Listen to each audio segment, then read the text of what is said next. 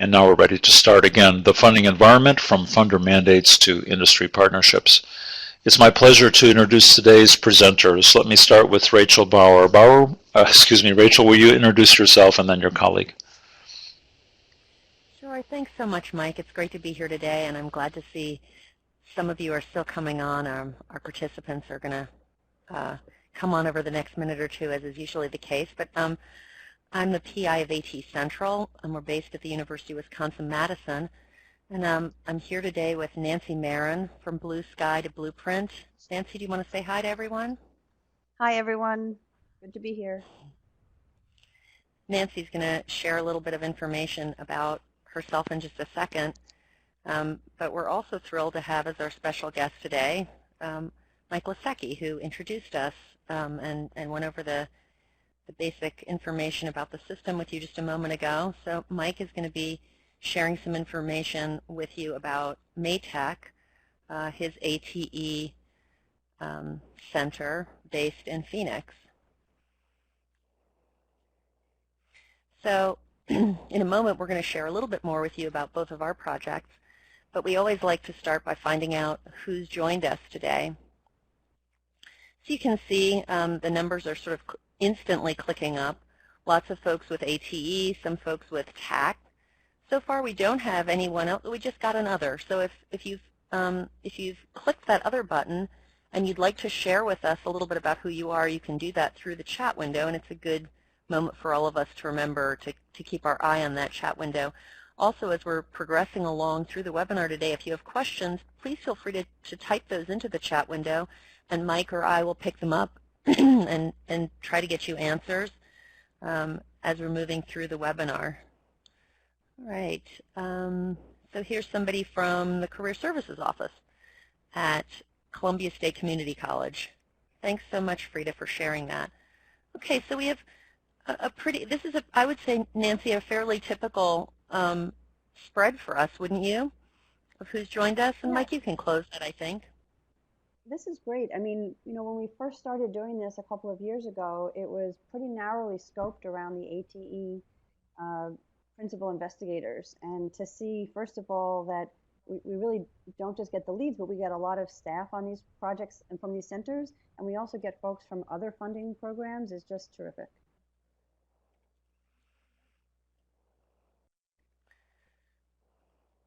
So let's move on. And I like, it's nice to see that people have come on in the first few minutes and already clicking away and participating.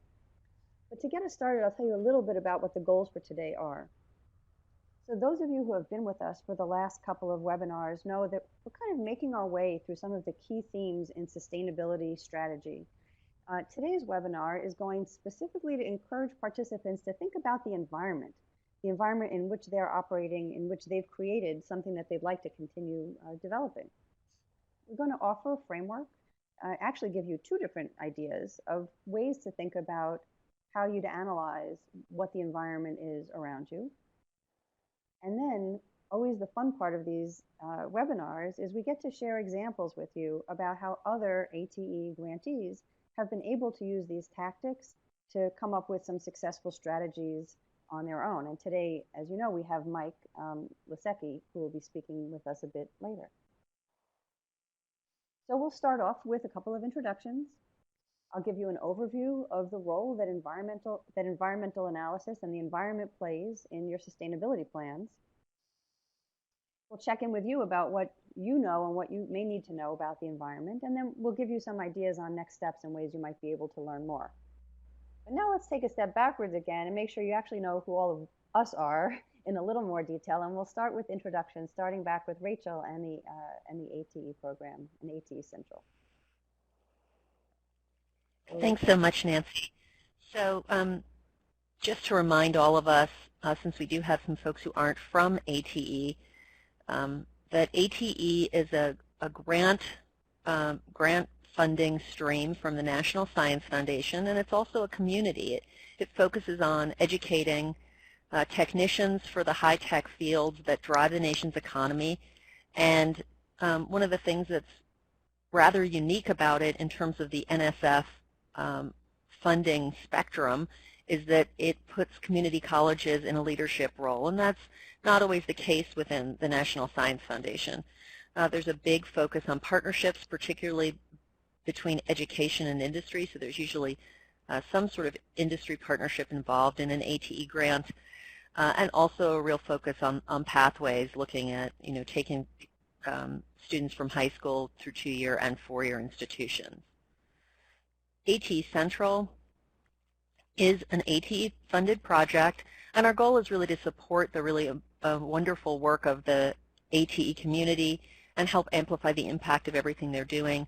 We have an information hub and portal which allows you to find out more information about ATE projects and centers all across the U.S. Some may be very close to you. Also can help you sort topically, so if you're interested in nanotech or manufacturing, there are ways to sort and look for folks who are doing that specific kind of work. We also have a resource collection where we catalog and organize all the very valuable resources created by ATE funding, and we're the official archive for the community also. And we also create a number of services and tools. We do a lot of help with outreach and dissemination, but one of these services that we created was something called sustainability support, and that came out of an articulated community need. We did a survey in 2011, and folks really let us know that sustainability was high on their list in terms of an area they wanted more information in. And so we designed in our last grant a series of workshops and webinars, and we've been very pleased to work with Nancy Marin from Blue Sky to Blueprint, who was just speaking a moment ago, and she's going to tell you a little bit more about Ithaca, who she used to work for, in her own shop now. Before we do that, we want to hear from Mike, who's done a ton of work in the area of sustainability himself, both in terms of his own center and also in terms of leading some very early gatherings that focused on sustainability in the AT community. So Mike, I'm going to turn things over to you, and you can chat with us a little and tell us more about Maytech. Thank you, Rachel. Headquartered here at the Maricopa Community Colleges, I don't know why I'm showing you a picture of our building. It's so lovely there. We've had the real fortune to be part of this network now of 42 ATE centers and large projects like ATE Central.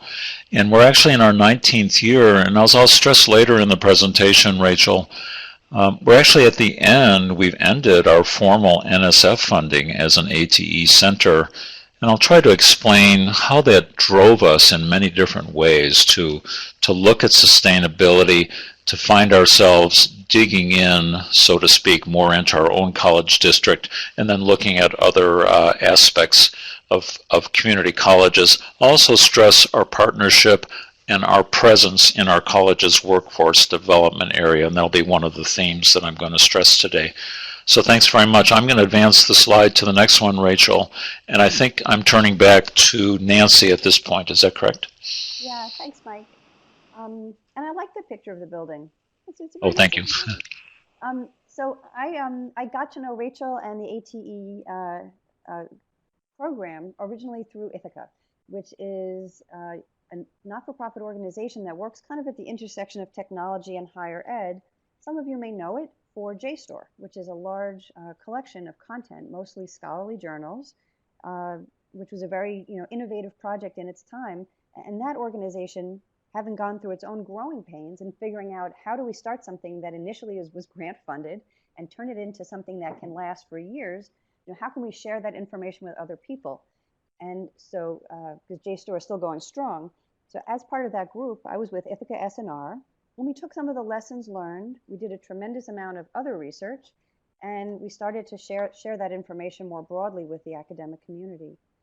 So one of the things you may want to look at if you haven't seen this report, this is not a particularly new report, but it's a set of studies, case studies in particular, and some tips on best practice. If you go to the Ithaca website, there's about 20 case studies altogether and several reports over the last several years that give some guidance on this topic. Right now, I am actually running a small consultancy that is called Blue Sky to Blueprint. And I'm no longer with Ithaca, but still delivering this program for ATE Central. And the shop I run right now also has to do with strategic guidance for innovative new projects, specifically, business guidance and strategy. So, enough with the introductions. Onto the program. We're going to start by talking a little bit about the role of the environment in what we think of as a sustainability plan. And for those who may be new, we'll even tell you a little bit about what we think a sustainability plan includes.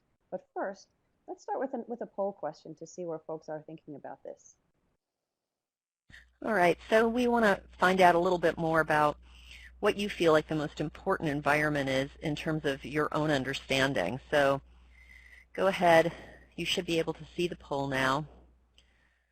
And lots of folks feeling like their own institution is really critical, which is not a surprise at all. When Nancy and I looked over all of the research and literature that we could find, one of the things that really stands out is that how embedded you are with your own institution seems to be a really good determining factor in how well you do with sustainability. So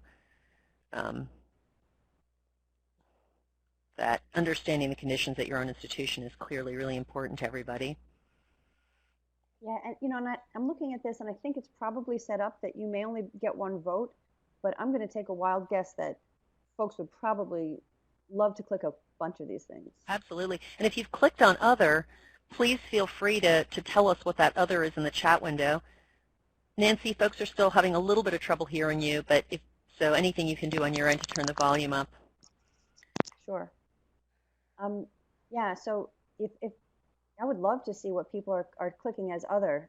These are kinds of conversations that are, trust us, way more fun in person than they are through a one-sided broadcast webinar. But if you'd like to enter into the chat window and tell us a little bit about what the other trends are that you follow and that you feel are important to follow, we would love to hear it. So anyway, this is really not surprising, and it's kind of healthy actually for people to be focusing a lot on what's going on at their institution. I'd say that everything on this list is important. There are really no wrong answers here at all.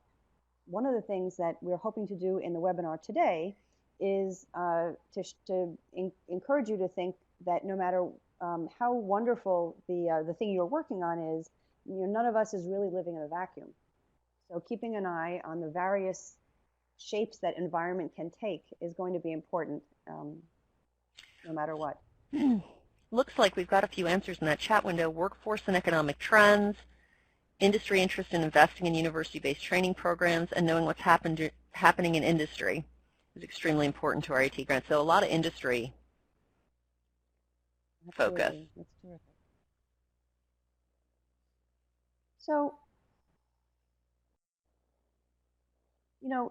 we're going to do just a quick review of this sustainability model because if nothing else, it'll kind of keep the map on the screen for where the environment lives in the story of what makes a sustainable initiative. So the environment is actually really just as important to assess as your audience is. If you were with us a couple of weeks ago, things change. How will you adjust to those changes? If the folks you're thinking about as your audience, which we held up as this really critical body of people that need to really care deeply about what you do, are they going to change? Do they have other options, and what are they? So first, we start with this great idea, right, which is the thing that you got funded to do in the first place. We then encourage you to have a look outside of your project. Make sure you deeply understand who your user base is and why they care. And today we're going to focus on what's the environment that you're functioning in, and how is that going to have an impact on what you do. When you've taken those two kinds of factors into consideration, and each of those has lots of parts to it, of course, we'll talk about them today, it's going to help you to sharpen and to shape what starts off as an idea into a really, really powerful value proposition, which is just a way to deliver value to the people you intend to serve.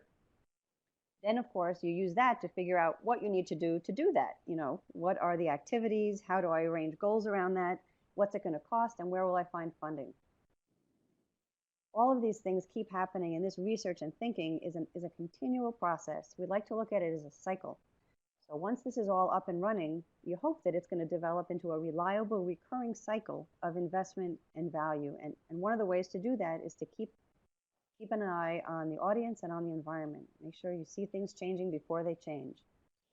So today we'll be talking about environment.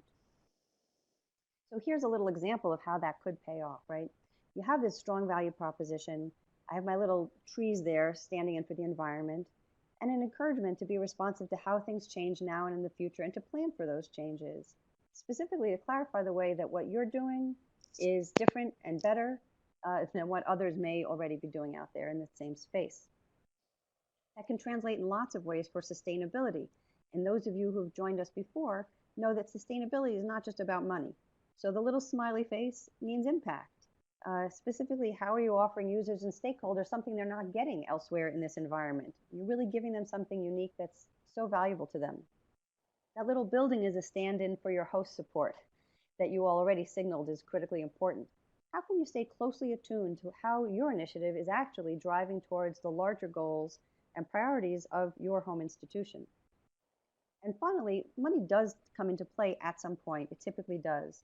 It can be grants, it can be things you need to sell, but whatever it is, this is going to be based on a pretty sharp understanding of where you fit. How is what you're doing going to help the funder deliver something that they want to deliver? How is it helping give a product or a service to a customer or to your audience? So paying attention to that environment and your role in it and sharpening that up can pay off in a lot of ways. So here's one example. Folks who have listened before also know that I love this example. This is one we have case studies on. But Stanford Encyclopedia Philosophy is a scholarly online encyclopedia created at Stanford entirely with volunteer time, almost entirely, and offered as an open access work, which is freely available online. Their founders were really keenly aware of certain conditions from the start, and they came into being at a very specific time. So there was already a very strong movement in the works for things being open access and freely available online. It was a very, very hot topic at the time. One of the things they were able to do, for example, was to convert that into a model where university libraries made significant contributions to them in order to keep the content openly available. Of course, as the environment changes, it may not be as easy for every new initiative to make that same effort, but that was the condition at the time. They were also great at differentiating themselves from what else was out there. There's a lot of other content out there. There's a ton of content out there, but they made sure that they had a certain high quality, peer-reviewed content that the audience they care about would recognize as special and different from the other things available. So, they looked around, they saw a problem to solve. How do we create an existing encyclopedia that can update quicker than those old print volumes that have been sitting around forever? How do we fill that gap? How can we sponsor it by using methods, for example, open access and donations that are becoming a hot thing to do? And this really yielded a lot of benefits. The audience and stakeholders were very receptive to the open access mission. Libraries and funders generally made a tremendous effort to support this, whether it was in grant making or in institutional support. And finally, they were very clever also, and this is maybe more on the audience side, but in listening to what their users wanted, and were able to figure out ways that they could get some actual revenue from their membership without compromising at all their initial open access mission. So now we're going to actually shift from that kind of general example to an example from your community. So Mike is going to share how this understanding of the environment helped the Maytech project. Thank you, Nancy. We had an interesting situation with us where an environment changed rather dramatically, and I think it's pretty illustrative of things that happened to many of our projects over time. So if we look backwards, our center was born with a focus on semiconductor manufacturing technology. That's important here in Arizona, but also around the country in places like Austin, Portland, Oregon, and Maine, and other places. There was a very strong local and national demand for these type of technicians. So here's a picture of a technician working in a clean room environment. And I want to point out something to you. That technician, can't tell if it's a man or a woman, is actually putting their hands around what's called a cassette that contains these semiconductor chips called semiconductor wafers. Well, our local companies here were hiring a large number of students from our programs. It's amazing to realize that we had over 1,200 students enrolled in these programs across 4 of our colleges. And my second bullet says we were riding this one horse, right? These programs were tuned to match this industry demand. The curriculum was set up for these companies. People from the companies themselves would enroll in the program, as well as other students trying to break into this field. Across the nation, the industry indicated that they'd need around 5,000 technicians over the next couple of years. And it was great. Programs were opening at community colleges. We as a center were supporting them, and it was going very well until things changed. Now let me advance to the next slide. I'm going to show you a different set of pictures. So the environment and demand change. What could a program do? Look at these pictures, Nancy and Rachel. What do you see in these pictures, or maybe what don't you see, Rachel? Yeah, we seem to be missing people, don't we? Yeah, there's very few people. There's a couple in that lower picture. Right, Nancy? There's no people in here. They look very clean and orderly, but no people. Yeah, well, it's supposed to be clean, but that's another story. What happened was automation, right? So the industry, two key factors changed here. The industry itself is cyclic. So in the years 2000 to 2002, the industry was in a down part of its historic cycle. And so not only there was very little hiring of positions, and then number two, they were going through a dramatic change in automation. What you're seeing in many of these pictures are automated materials handling systems, so that technicians are no longer carrying things around and inserting them into machines. Instead, the technicians were starting to play a different role, and the skill set was changing as well. So no longer were students graduating for our programs and able to find jobs as semiconductor manufacturing technicians. So what the programs did was adapt. They started reframing themselves, talking about programs for automation or electromechanical skills or electronics technology. So they broadened from that single industry segment, and that still persists today. So the industry now is hiring more, but it's for people that are working behind the scenes here, maintaining these complex pieces of equipment and making sure that they function well. And so our situation changes the center as well. So we started adapting our materials for a broader context, addressing a different series of industry segments, not just semiconductor manufacturing technology. Nancy, I think that's a pretty good illustrative example. This was something totally out of our control, right? We were just responding here. But I think our ability to respond and help the colleges reframe their program ultimately helped us in the long term in a sustainability sense. So that's my little brief story on that. I clicked us forward into the question frame. Nancy, if we could do that. Let's see what questions we have from the audience. I'm going to change the screen a little bit here, just realign the system. And actually, I mean, so my question for you, just to get things rolling as people kind of digest and think about this, is how did that shift happen? Like, what was the time frame for you? How quickly did you realize you had to change course and then were able to? It was surprising. I would say that the shift happened probably over the period of a year, and by the end of 2 years, students graduating for these programs literally could not find a job. The companies were hiring, not reduced hiring, but hiring no one. So it was an obvious sort of environment. And we would go to our industry partners and say, hey, what's happening? What's your forecast for hiring? We're trying to keep our programs alive. Industry was particularly silent at that point. You could tell they didn't know themselves exactly what was going to happen. So I think it was that silence from industry more than anything else that was a tell for us. It was a pretty dramatic change over a relatively short period of time. So are there questions that others have specifically for Mike, or comments about kind of being able to pivot quickly when things change? There was a question that came in by email. Let me try this one for Rachel, see what she says.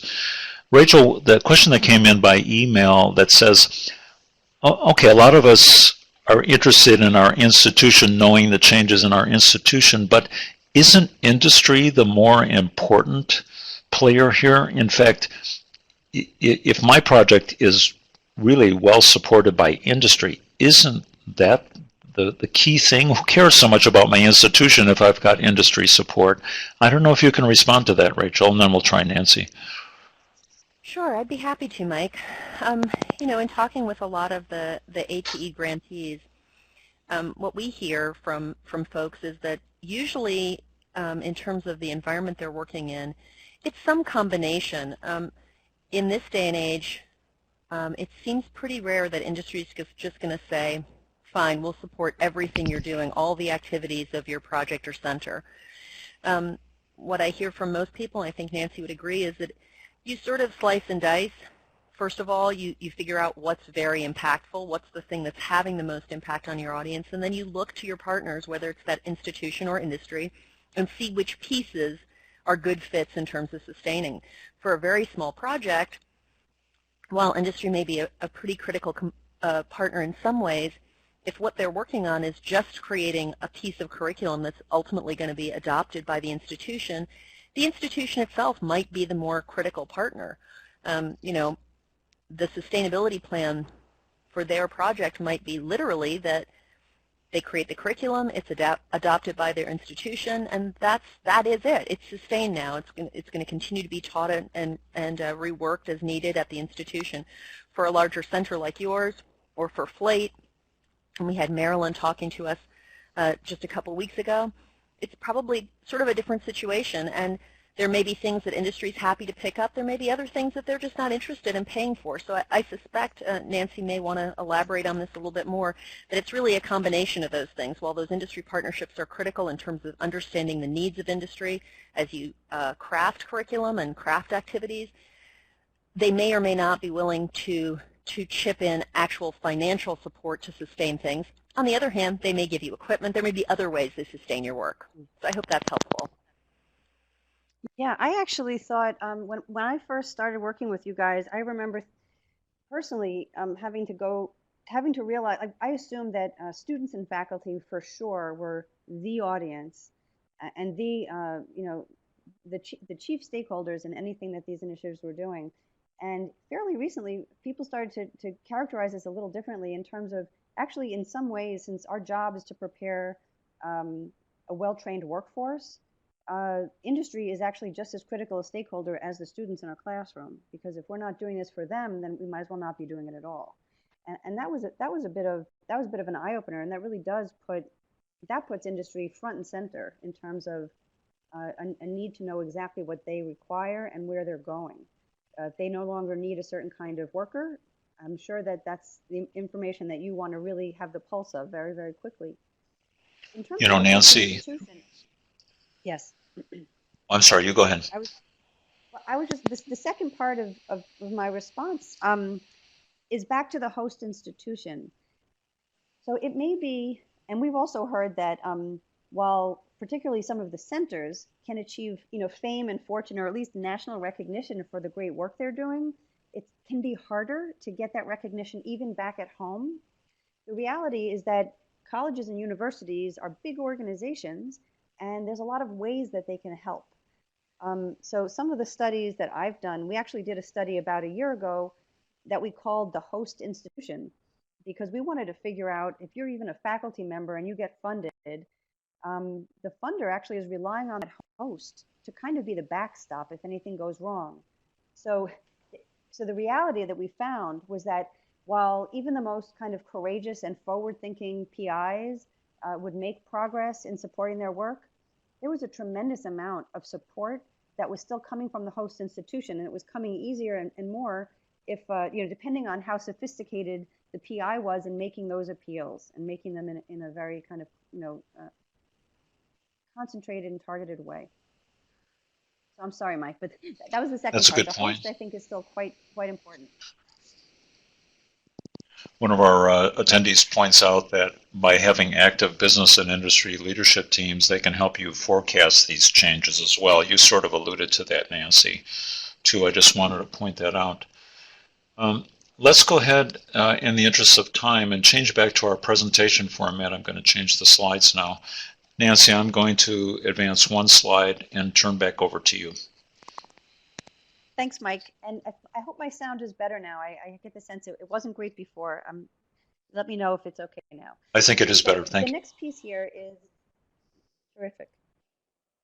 So we're going to talk a little bit about what we mean by environment, because clearly that could mean a lot of different things. So let's start off this next section with another poll. So let us know, like, what do you feel you already have a firm understanding of? Is it how you compare to other initiatives? Do you feel that you really have a firm grip on how your users see your value in comparison to others? Do you feel that you deeply understand the trends in your field or discipline? And here I think you can probably check all the things that apply. And do you feel you have a firm understanding of the trends in the wider world, whether it's government, politics, institutions, any of the things we've talked about so far? I'll give folks a couple seconds. I see the numbers still moving. These are great answers, and obviously we don't have an other on here, but if there's something else you feel like is really critical to this question in terms of the environment that we don't have, please feel free to type that in the chat window.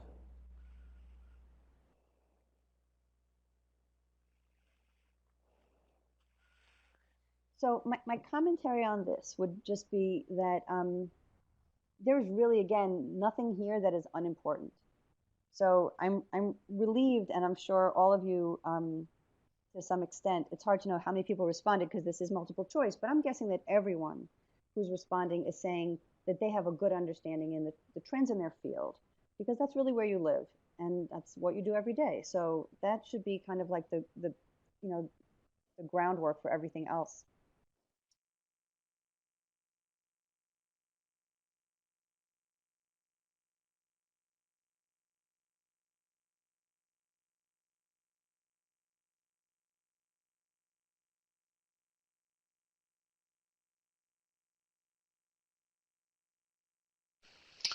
Nancy, I'm going to go ahead and close that poll now, and we can move on.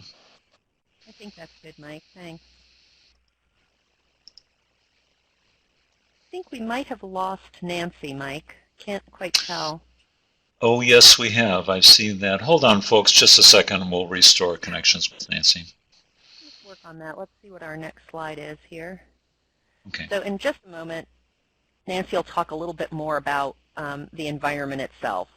And it'll just take a second to get her back on. This happened to me earlier before we, unfortunately, before we were actually live. So there must be some blip in the universe today that's shooting us off the system a little bit here. Rachel, while I'm reconnecting with Nancy, do you want to take us forward here a little bit? Sure, I'd be happy to, Mike. So in terms of looking at the environment that all of us are operating in, and ATE Central is also an AT project, so we're in a similar situation to all of you. We kind of want to think about this in two separate spheres. We think about it in terms of your project or center specifically. So the folks that you would think of, and we don't usually use the word competition, but it's a good way to think about this portion of it, the folks who might be doing similar work to you. It's a good way to kind of get a handle on who's doing what and what kinds of materials they're creating, activities they're undertaking, and then obviously your actual and potential funders. So it could be NSF, it could be Department of Ed, it could be your home institution. So you want to think about both those areas. And I think Nancy might be back with us. I'm back. Am I the only one who left this meeting? Oh, you my are. Goodness. You left us momentarily. I sort of started going through that environment slide, Nancy.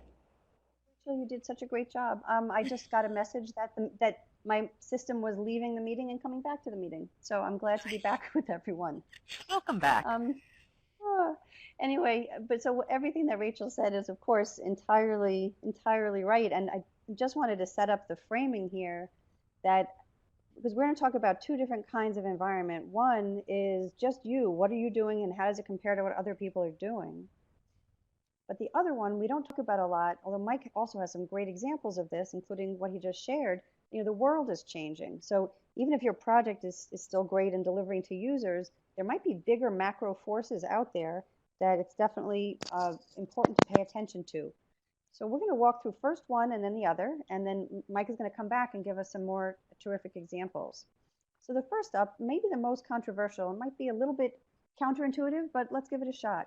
Do you have competitors? Right? If we were all sitting here in the same room, you would probably gasp and possibly start throwing things. You would say, no, we don't compete. It's a very collaborative space. We all work together, which is true. But I would argue that there are all kinds of competitors, and it's just kind of instructive, and it can be thought-provoking to think about who they might be. So any kind of project, and by that I mean a project, an initiative, any kind of thing you do is going to compete for your users' time and attention. And that's kind of a subtle point, but it's pretty important to think about.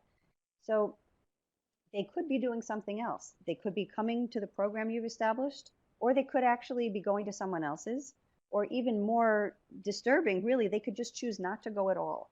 And so inaction is a competition too, is a form of competition. The other thing is that we sometimes can think that the thing we're working on clearly is differentiated. We do it much better than someone else. We're in the academic world, and that thing over there is a commercial offering. It's nothing like us. But the reality may be that the people we're building things for may not see those differences. Or in fact, they might think that the good enough thing really is good enough. And this is something that comes up all the time. There's also a competition for just scarce resources. So if you think about it, clearly every time you're applying for a grant, you are competing with other people applying for grants. And so in that sense, the way to think about that, or even you're applying to you're asking your host institution to give you funding. They have lots of requests coming their way. So implicitly, there's a deep degree of competition even in that. So the more that you can shape what you do for what is needed, the better. So how do we do this? When you look for this, you might be looking to identify folks who are doing something similar to what you're doing. We talk about a way to analyze the strengths and weaknesses based on things that you think are important for you to do really well. And then we think about how you might be able to actually do that comparison. So the first step is really, who are these competitors? Because competitors does sound kind of aggressive, and the folks you're likely to scare up here are not really going head-to-head with you, student for student. They're unlikely to, but they might be. So first, are there any obvious alternatives that really do something quite similar? Is it another program that students are taking? Could it be at another school? Could it be within your school in another department? It might even be within the ATE program, who knows? But is there anything that directly is another option for students or faculty to do the thing that you would like them to do with you? That would be a direct competitor. An indirect competitor might be just something like an initiative that's offering another kind of benefit to a similar audience. And so that, again, can be just something that's pulling them away, doing some other activity. It might not be the exact thing you're doing, but it might be the thing that's causing them not to come to you. And someone's asked a question about a SWOT analysis. Neither of these is exactly a SWOT analysis, but it certainly provides the information that you could use to look at it through the lens of strengths and weaknesses, opportunities and threats. So when you think about what you're going to be comparing, you're going to want to think about, you don't have to compare everything, but you want to, it's driven by kind of a deep assessment of what is it that you think must be going well for you and your initiative in order for it to be a success. What attributes do you need to have your users and funders and contributors really care about in order for you to get what you need from them, their attendance, their funding, their volunteer time?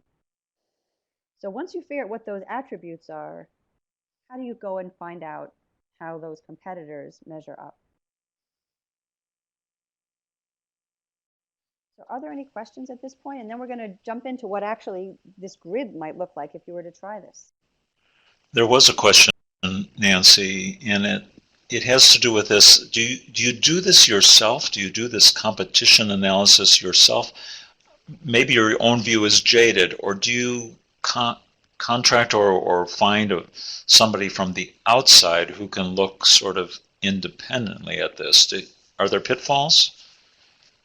Yeah, I mean, so in a lot of the research that we've talked about in these webinars, the party line would be there's a real benefit for having an independent third party do it. I'm going to talk on both sides of this answer, right? But the first side is there's definitely a benefit for an outsider. What's the benefit? Is that they may be more objective. Their actual skills in this kind of evaluation are likely to be better. And they may be able to have the time to do it, whereas you actually have a job that doesn't involve doing this piece of work unless you are the evaluator. So those are definite benefits. However, it can be costly, quite expensive to do this.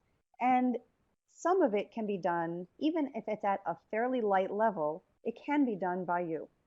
And there are considerable benefits to at least doing a first attempt on your own, because having the direct experience of coming face to face with what your audience needs, what they say about what their life is like and what their challenges are, and looking yourself at what else is out there, that's just a level of information that may be absorbed more deeply if you're the one looking for it and finding it. Probably the ideal, the best of both worlds is to have maybe, a facilitator help you with it so that there's someone kind of guiding you, making sure you're pushing far enough to answer some of the hard questions. But it can be done in a number of levels and a number of flavors. Doing it is better than not doing it. Okay, so thanks. I feel like my answers are so much longer than the questions. You can just cut me off if I'm going on too much, Mike. All right. So here's some tips for getting started. And as usual, we're going to start with a poll question. So Rachel, can you tee us up? I'll try not to lose my connection this time. Here we go. So we're basically asking you how you get this information in terms of understanding your competition or what else is out there. One of them is to just identify existing and potential competitors, so sort of doing an environmental scan. Another would be to gather some quantitative data on what similar initiatives are doing. It looks like most people are going with number 3, which is connecting with stakeholders about what else they're involved with, what other options they have. And then we have that other, of course. And if you, as in past polls, if you do click other and you want to let us know about it in the chat box, it looks like we have someone saying colleges of business often have courses that would be interested in having students develop answers to some of these questions. That's a great, it is great. A really great answer. And then somebody else has typed in that they just don't do it, and they feel bad about that, but that's just something that they're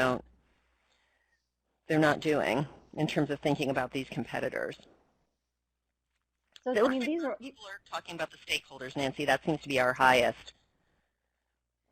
Which is great. So there's and you'll see I'll mention right now, in fact, that the stakeholder assessment, if you're already speaking with users and doing kind of a stakeholder analysis, speaking to users and the different categories that are important to you, certainly part of what you can speak about with them is what else do they do when they do this activity, what do they do first, second, and third, what sources do they find the most helpful, et cetera, et cetera.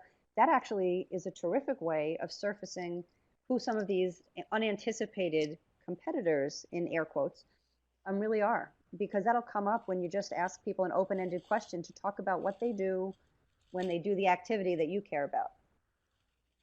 So let's go on. I'll show you a little bit about how you might use this. And this is a document. We have, I think, a version of this up on the ATE Central website, which we can share with folks. But if the previous section on competition at all rang true to you, you might want to consider taking a shot at this. This grid is going to be a simple way to walk you through some of the basic questions about what you feel is going to be unique or important, distinctive about your project and how it compares to others. So along the top, where it says My Resource and Competitor 1, 2, 3, is where you would indicate who it is you think you need to compare yourself to. And down on the left-hand column, you'd be putting in the characteristics that you feel it's important to be really strong on. So here you see some things that have to do with quantitative and qualitative features. There's nothing particularly special about the things written in here right now. You would want things that are relevant to your project or your center, your initiative. So for example, for you, quantitative things you might like to measure next to others would be possibly the number of courses that you've created curriculum for, the number of modules, if it's an online piece, the number of students or the number of institutions that you've attracted to your center. Those are some kinds of quantitative things you might like to measure. But there can also be qualitative things. It can be something, a characteristic of the curriculum. It could be done at a certain level of depth. It could be that you're talking about certain credentials that you've developed at a certain level that others just haven't. So it's a different way to distinguish what you've done from others. But whatever is important to you, whatever you feel you need to be strong on is what should be there. So here's an example of what this looks like, back to my favorite example of Stanford. So a few years ago, we kind of did this for them. This was not a work for hire. This was just a couple of us sketching out what it might look like if one were to do it, for comparing Stanford Encyclopedia of Philosophy to Wikipedia. And this allows me to bring up that other great example mentioned earlier. How on earth could Wikipedia be a competitor to the Stanford Encyclopedia of Philosophy? Stanford's is peer-reviewed. It's done by scholars, at accredited institutions with, obviously PhDs and above. It's entirely peer-reviewed, and Wikipedia is done by, I don't know, anyone who writes an article. How could those possibly be competitors? And yet the truth is, a lot of people will go looking and they will land on a Wikipedia article. So this allows me to show you a couple of things. The first is that doing this shows actually Stanford had pretty good visibility. They're not, if you look at descriptor B, they're probably, no matter how big they get, going to be as big as Wikipedia, but you know what? That's okay. When you get to discoverability for them, they were actually ranking pretty high on a lot of the key articles that we looked at, which frankly was actually quite impressive to us. So people could find it pretty easily. But the real thing that stood out, which is highlighted here, is that the quality of the content. Wikipedia, as you know, is kind of anyone. But here, the content is citable and written by experts and refereed. And for them and for this audience, that single mark of distinction was important enough, and was the thing that led people to write with them and to continue to donate their time. So there were a number of things here, and this allowed us to look at this and to determine how well they were doing. They didn't actually need our help, but we thought this was an interesting example with an interesting competitor. So I will also point out that this is another good excuse to mention that competitors can be partners. So if you start off by thinking about, gee, Wikipedia has these articles and we have these articles, that might be a first level thought. But the next level thought might be, wait a second, why doesn't Wikipedia send people to us? And in fact, they do.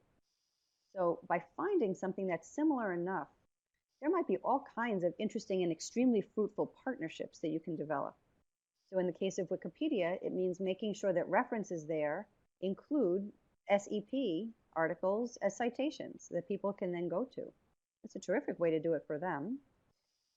Other partnerships will develop depending on what you see that you have in common. But when you start off looking about what are other similar projects with similar goals, you may turn up not just competitors, but potential partnerships. The second thing we'll look at today is something called this Pestle Analysis. And it used to be called PEST, P-E-S-T. Some places call it Pestle, E-L. Some other places throw in a couple of more letters into the alphabet soup. But I just wanted to share it with you. I'll bet that many of you have used a version of this before, maybe even if you don't realize it. This is just a systematic way to remind you that there are lots of forces that make up what we're calling the environment, kind of with a capital E. What is going on in the wider world?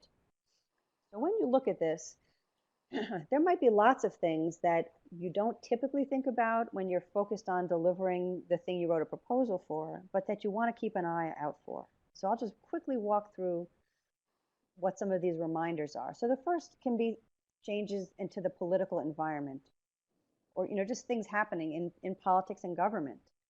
And I hate to say it, but what would number one on my list would be, is my funder able to give me a grant this year because the government's been funded, has funded this agency? I mean, there are some significant considerations in that realm when we're looking at government funding. You definitely want to keep an eye on political changes, and that can also have an impact downstream on workforce and how those other programs get funded. Economic factors can take a whole lot of forms as well.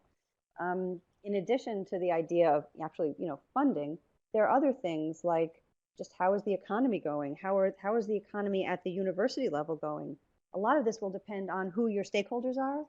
Let's say you think you're going to have a model that requires individuals to pay for courses. How is the population of individuals you're looking at? Are there issues with employment or unemployment that are going to have an impact on their ability to pay you? Societal factors are interesting too, and that could be pretty downstream, but that could be big macro things like the population and demographics. Are people moving into the place that I live if I'm a regionally based center? Or are they leaving? Are they living in places where there isn't access? And one of the things I can do is provide them access. Are there changes in the way people do things that I need to adapt to? How about graduation levels and things like that? How will that impact my work? Technological things can be new innovations. This may be things that give you new tools to actually get your work out to a larger audience. It might be a whole range of different things. There might be also, I guess Mike's example was a great one, where actually your subject area is technology. And there you've got to be super focused on that. Environmental factors and legal factors, again, this will depend, I guess, to the degree at which your work intersects with these ideas. But these are all areas that you'll want to take a look at to see if there are things around employment regulations, competition, health and safety. These are any number of things that can come up depending on the work you do and how closely it intersects with these fields. But this is just an overall picture to remind you of things to look at. And this, again, this is work that can be done in a variety of ways, and a lot of it can be done, at least a first pass, by you. But before we get into that, let's step back, and Mike is actually going to share with us again his example of how Maytech has dealt with this issue in terms of developing an approach to long-term funding. Thank you, Nancy. As we began our lives as an ATE center, we had a luxury in a way. We were 100% grant funded.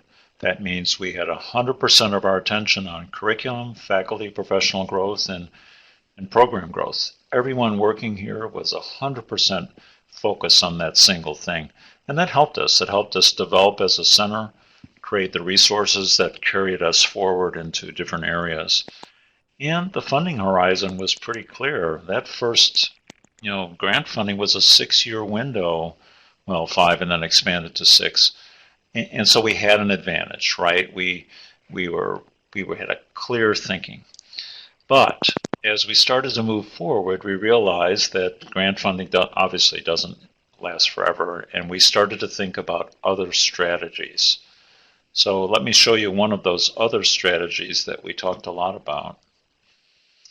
Here's one. We thought we would rebrand ourselves as the Welcome to the Fabulous Maytech. What do you think of that, Rachel? That should work, right? That should increase our sustainability. I love that. Yes, absolutely, Mike. So the college district didn't like that sign out in front. They made us take it down. No, I'm just kidding. That's just a Photoshop in. But that allows me to really think a little bit about and tell you about what we tried to do. We were independent in the beginning, right? We had our own funding. We were standing by ourselves. But we adopted a strategy that allowed us to become more part of the workforce area of our colleges. So call it WD, Workforce Development. They housed us. They now started offering us support, and we started offering them value in return. we started digging ourselves into workforce development.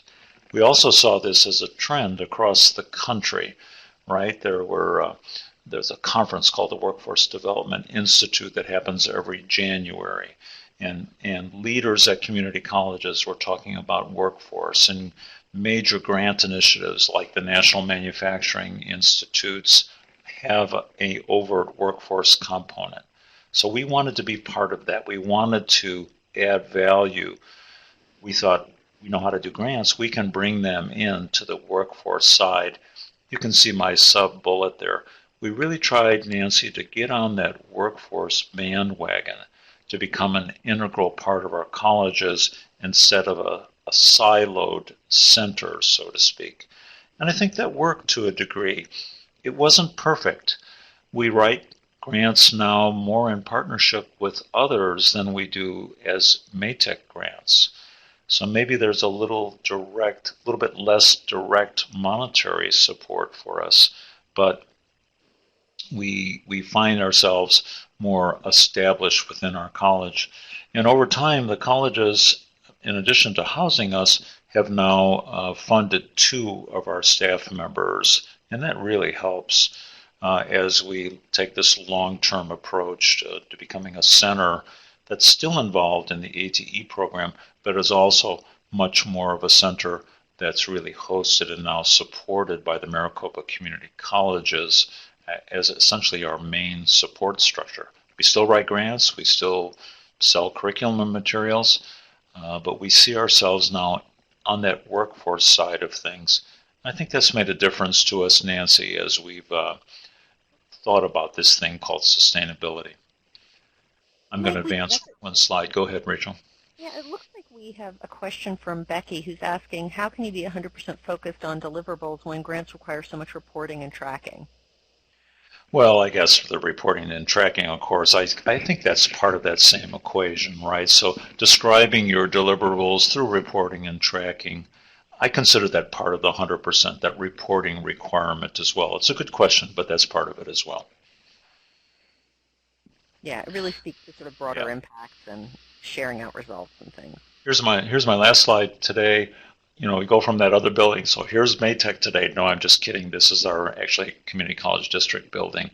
But we do have a large variety of funded projects and an infrastructure that's supported by the college district. To us, that's been a good model. So let me take us forward one more and turn back to Nancy. Sure, and we'll keep an eye on this because I feel like with Mike here, he's such himself a valuable resource. I hope folks will have more questions as we go through. But this is just a little reminder that the work is, it's hard to do and it's definitely time consuming, but even getting started and doing some degree of it is going to pay dividends. So to get started, whether you're doing the competitive analysis or the Pestle analysis, the first step is to just sit down with pen and paper or at your laptop and just sketch out some answers. You know, how do you think you would fill it out in a best case scenario? How much do you know? Then when you go back and look at it, the question to ask yourself is, right, or were those really that hard information, or are those really my guesses? And then you want to start firming that up, and how far you go really depends on how much time and interest you have in doing it. But even desk research is going to get you awfully far to get some good quantitative data on competitors. You know, in the space we work in, people tend to be quite willing to share, even more so than I would have realized. And a lot of the sources that you have been using to find out information about your audience, how big it is, where they are, how to reach them, is really going to get you information for this stuff too. So you're going to look at organizational websites, you want to look at people's annual reports, promotional materials. People put an awful lot of numbers in these things. That will get you started. Press releases for sure. But when the trail runs cold, I often have sent an email or placed a phone call and have been very, very pleasantly surprised with the amount of sharing people are willing to do.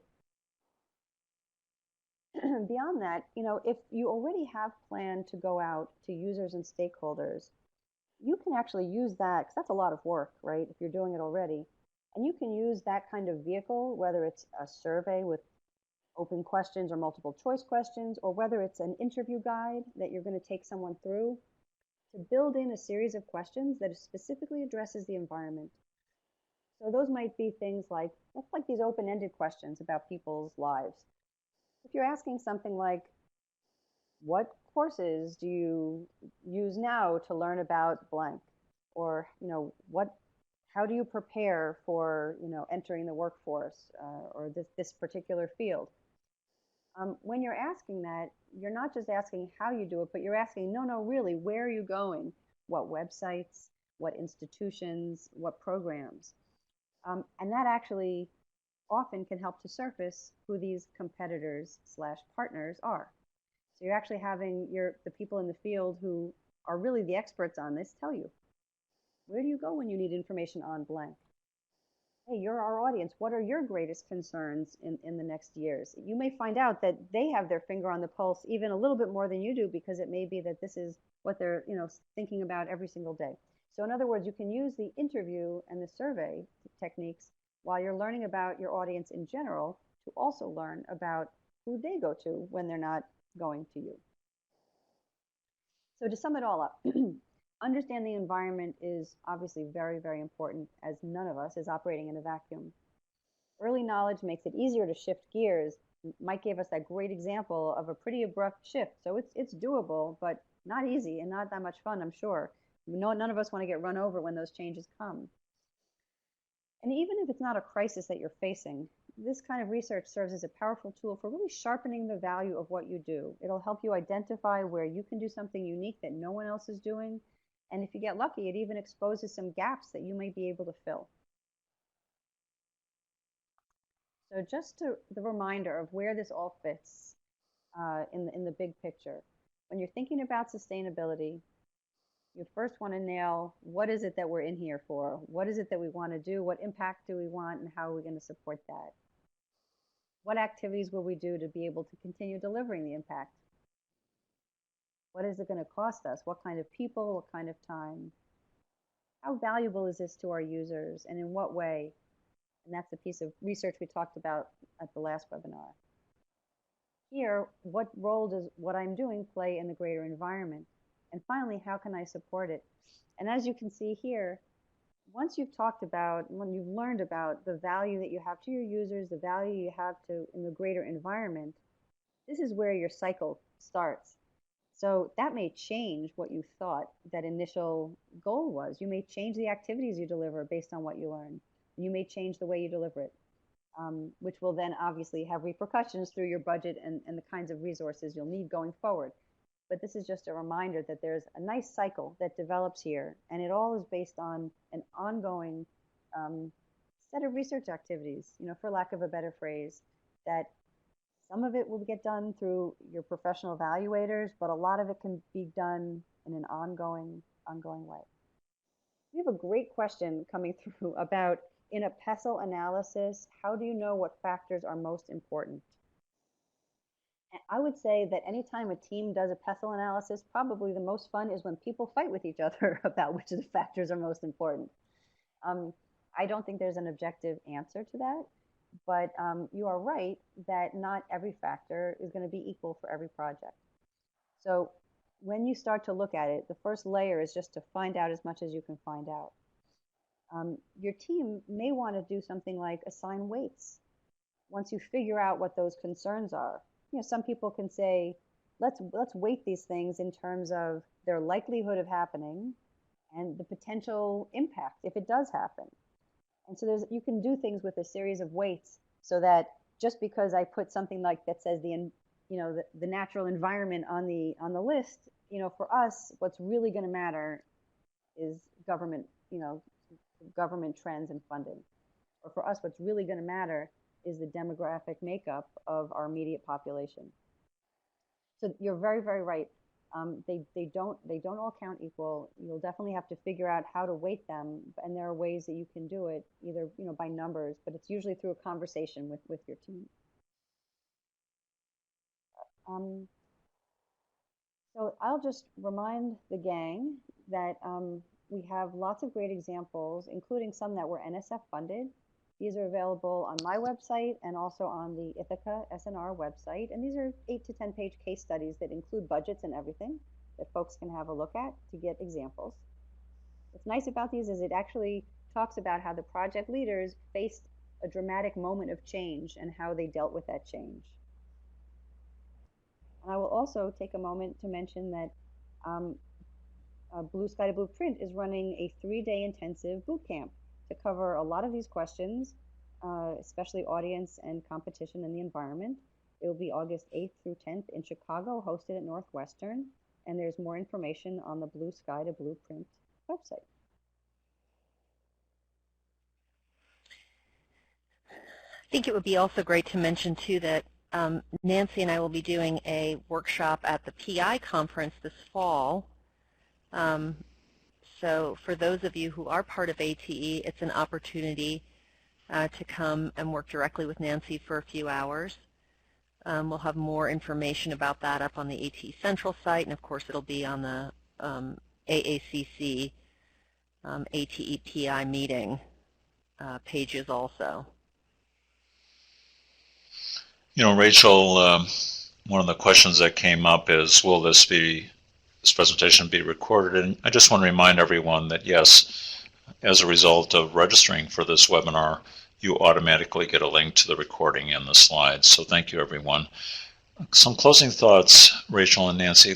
Rachel, let me start with you. Let's suppose I've got a project and I'd like to develop a sustainability plan. Is there somebody, Nancy, you just mentioned there's a couple of things. Is there some repository of sustainability plans that people might have developed that I could look at and borrow ideas from for my own sustainability? You know, that's a great question, Mike, and we don't have a library of plans per se. I would say that if someone in the community had those, it might be the Mentor Connect folks and Elaine Kraft. Oh, yeah. But it's a really good idea, and I think it's something we'll add. People are welcome to go up onto the atcentral.net site. There's a sustainability tab that you can find up at the top of the site. And under that, you'll find all of the information about any of the workshops or webinars that are coming up, plus links to all of the very wonderful recordings that you and the folks at Maytech have done, not just for this year, but for last year too, as well as slides from the workshops and any of the handouts. So while we don't have examples of plans per se from ATE, Nancy, do you have examples in some of the writing that you have of actual plans that people could look at? Well, I mean, it's tough to say what you'd be looking for in a plan, right? So those case studies are literally their plans. The case studies actually get to the level of, it costs us $500,000 a year to run this initiative. I'm getting $200,000 from my institution. They're paying for my time. We're making $100,000 here, et cetera, et cetera. So that actually has, a pretty intensive level of detail in terms of what the elements are. And that's why those case studies, I think, are quite valuable. They're going to be talking about initiatives that are a little different in content from the kinds of things that ATE projects and centers do. But the logic, I think, you may find very, very helpful to read through. So, and there's no, it's really also, it's difficult to say, here's a model, I think I'll take it. It's almost like you have to first figure out what the elements in common are. So I wonder if maybe this is something that we can, as a community, start to put together. So if our strength is in the content we create or the course material we create, what are solutions for maximizing that in the community? If our strength is that, whatever. We've talked about this actually in the first webinar, and folks online now who didn't join us for the very first one actually might get something out of that earlier session, which really did talk about how you would maximize certain elements of what you do and convert that into sustainable strategies. But otherwise, I think individual plans are really individual. So what you want to do is maybe keep an ear open to how you're similar to other projects to see which elements you may be able to adapt. Thanks. Nancy and Rachel, just let me open the survey here as we're chatting here at the end. Folks, not all computers automatically open this in another browser window. If it doesn't open for you automatically, you can click on that URL and open it yourself. Sometimes a Macintosh won't always open the survey, but usually it does. Our test machines are showing the survey open and people are now responding to it. And thanks, that helps us return value to our funder, the National Science Foundation. These survey results illustrate to us what you find useful and how we can improve. So thanks everyone for doing that.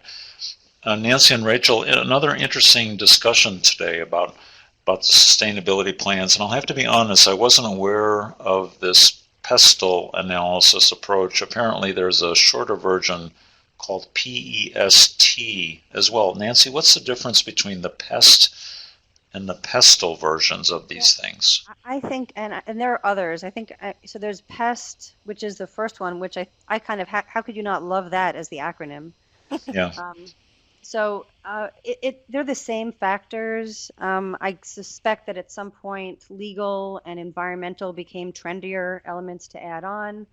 And I'm blanking right now, but I'm sure there are other acronyms that may even consider other elements as well. I mean, the point is well taken, though. The idea is to sit around and to say, what could happen that is literally out of my control? These are things that are operating at a much, much bigger level than me and my project. What is going on in the world, and how could it have some downstream effect on what it is I'd like to do? So if you can come up with a category that's not in the letters PESTLE, by all means add it. Sure. But the idea is to identify opportunities and threats and kind of trends, and by using those first 6 things as a guide. Good. Rachel, any closing comments for you as we get near the end of our webinar today? Well, we're just thrilled to have had such a great turnout on all the webinars. We hope they were useful. We look forward to hearing from you about how you've used the material. We'll probably be following it up at some point with everybody who attended the webinar and maybe asking you some more questions about what you'd like to see in the next spring series, and even some questions about what you might like to see in the workshops too. So we're so thrilled to have had all of you here today, and Mike, as always, you were wonderful to have as a guest and to have involved, not just as the host, but as a special guest this time. And of course, lots of thanks to Nancy for leading this series. Thank you, Rachel. It's my pleasure allowing me to show my joke slides as well. It's always fun. So, friends, that efficiently ends our webinar. I'm going to leave that survey window open. For those of you who are still listening, you'll see that you'll have 2 browser tabs open now. One takes you right back to the webinar where we're still showing the closing slide, and the other tab is open for that final survey. So thanks for doing that. Working with our colleagues here at Maytech, we'll process this webinar. It'll get posted on YouTube, and then that link will go out pretty quickly. Nancy, thank you very much, not only for your efforts today, but for the whole series. And Rachel, thanks for bringing this to us. It's been a pleasure. Thank you, Mike. Thanks, Mike. Thank you, Okay. Rachel. Folks, just go ahead, Nancy and Rachel, go on to mute. I'll leave the system open for a few minutes. Friends, that officially ends our webinar for today. Goodbye, everyone.